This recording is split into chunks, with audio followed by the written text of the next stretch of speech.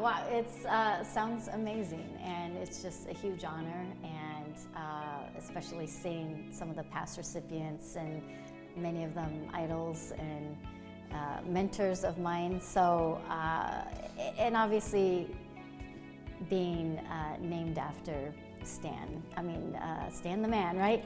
And everything he represented, and wanting to carry on that legacy. I mean, he really set the bar, I think, for so many athletes and what they mean and leave with their legacy in the community. And I think that's something for so many of us to aspire to.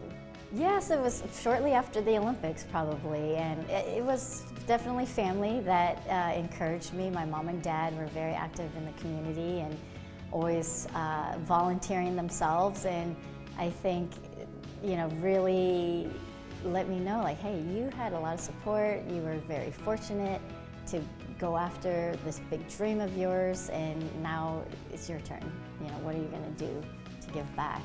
And, you know, I'd always wanted to work with kids and do something in that space, so always dreamed. My nonprofit was created, and it's been 29 years, almost 30 years this coming year. So it's amazing, but you know, it's you know, so many people I think ahead of me have really inspired the work. So in a lot of Olympic sports, and especially Winter Olympics, you're kind of an unknown going into the games, and it's kind of your one moment to shine. You know, Olympics are every 4 years. For the athletes, it's every day, we say.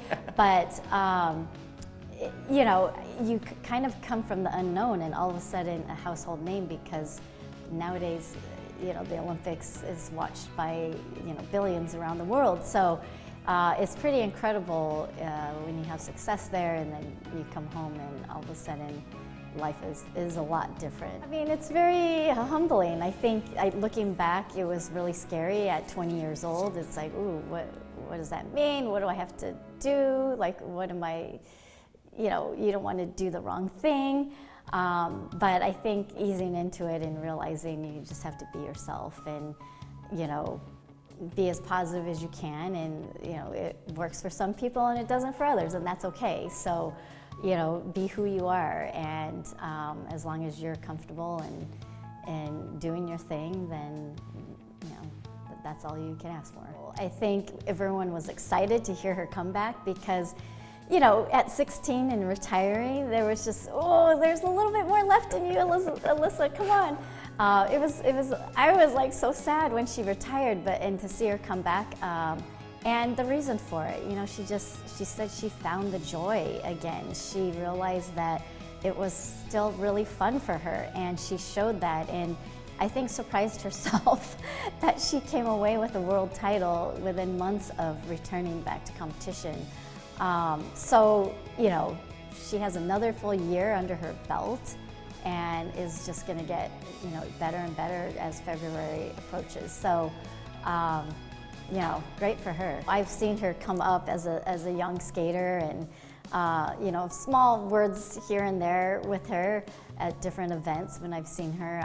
But she's just a great kid. Like, she's, you know, like my daughter who's at college, you know, just a kid enjoying life and doing teenager things, but then yet, you know, doing some impressive things on the ice. Well, you know, you sit down with some of my other fellow gold medalists, like Brian Boitano, Dorothy Hamill, you know, Merrill Davis, Charlie White.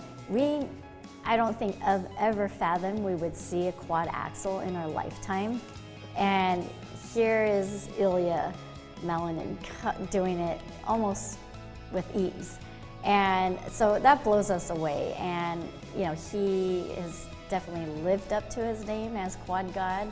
And, you know, it's the gold is really his to lose. You hate to say that, but he's just heads and tails above the rest of the competition. But he does have competition. There are some great competitors out there for him, but he's changed the game. It comes down to consistency, and you hear that a lot in skating, because yes, you only have 6.5 minutes to go out there and prove you're the best or deserve a medal. And there's no room for mistakes. And it's the way you train. I think it's the consistency in training and the discipline, and then transferring that into competition. And when your body's trained to do something, then even under pressure, sometimes you have to fall back on that, because I know for sure in my Olympic performance, I had no idea if I was going to land my last jump,